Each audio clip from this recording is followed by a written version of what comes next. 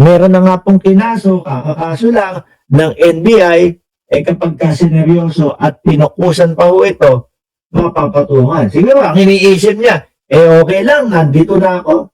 No? Total, makulong, okay na, sagarin ko na. Wag, boss. May pagkakataon pa na humingi ng paumanhin. Ako, mga bossing, although nabubuisit ako dahil sa mga ganyang atake nila, nakakainis yung mga ganyang atake nila, naaawa pa din ho ako. Alam niyo kung kanino? Doon sa mga maiiwan. Hindi ho maiiwan kasi yayao yung maiiwan sa labas. Alam ko kasi yung lungkot ng anak at ng tatay na magkahiwalay o magkawalay sila. Dahil yung isa, yung tatay, nando sa oblo, yung anak nasa labas. Malungkot po. Kaya lang, kapag kahuyan, sineryoso at pinatulan ho, mga kababayan, iyak yan. Pagdating sa dulo, sino po ang kawawa? Kawawa yung anak. Kawawa yung mga Siguro ako ho, mga bossing, no? Lalo na sa mga bata. Sobrang awain ko po sa mga bata, mga boss. Kung sakali siguro kung sa akin mangyari ito, tapos ako yung ginawan ng ganito, ako yung sinisiraan, sasabihin ko sa inyo, papatawarin ko pa din mga kababayan. No? Kasi ayaw kong maramdaman ng isang anak yung mangungulila doon sa kanyang ama. At ganun din ayaw kong maramdaman yung mangungulila ako doon sa aking anak kasi nakakulong ako. No? Pero tayo, buti tayo, naiisip natin yun. Pero sila, walang pakundangan. Sige, bahala na. Bakit? Anong tanong? Anong dahilan kaya? Dahil kaya sa bayan? Dahil kaya may mga natatanggap na pera? Pero ako kahit na siguro maubusan ako ng pera, kahit na siguro wala na akong pera, no? Hindi ko hahayaan na gumawa ako ng mali at mag-lead sa makulong ako at maulila ko yung anak ko. Di po ba? May kaso na mga yan na DDS vlogger saka mga DDS troll army. If I were, I could forgive, though I make sure there will be a punishment that he could never forget. Wala Hindi pinapagana yung mga utak. Yung tipo bang, sige, basta, banat na lang ng banat, okay din. May natatanggap, may matatanggap. Ayos lang, walang problema yan. Sabi ni Janelle Van der Herst, sige nga, shoutout mo ako, Mark Ramos, kung live ito. Na-shoutout na po kita. Di ba? Sa lahat na magiging vlogger o gustong mag-vlog, aabot kayo sa punto na ganito, mag-isip-isip kayo. May kapalit lahat po. Kaya nga tayo mga bossing, sabi nung iba, wala, mahina, mababa ang views ni Mark Ramos. Okay lang Bakit?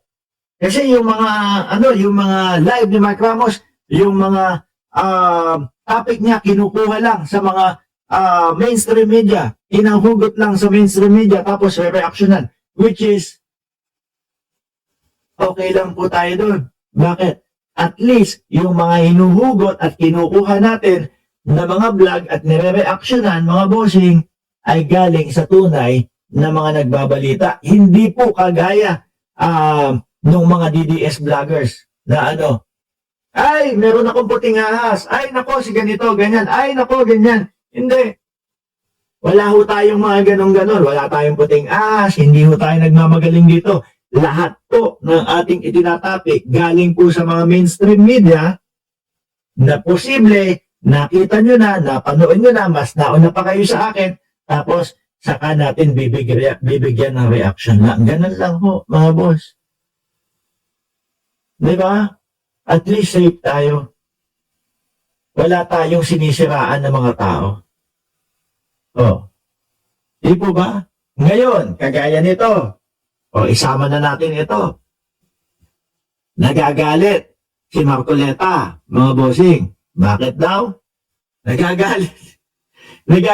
Nagtatanong si Marcoleta, bakit daw ayaw imbitahan ni Senator Ting Lacson yung 18 marites? Ngayon, kung kayo ho ang nakasaksi, ano ang ginawa ni Gutesa noong siya ay nandoon sa Senado? Tingin niyo po ba, iimbitahin niyo pa itong 18 marites? At sa mga nakikita po natin ng mga interview doon sa 18 marites, mga kababayan, tingin niyo po ba malayong gagawin nila yung ginawa din ni Gutesa? Parehas na parehas lang ho, mga kababayan. Kaya nga ang sabi ni Senator Lacson, sinayang nyo na yung oras namin dati, tapos gusto nyo, imbitahin namin kayo. Imbitahin na naman namin.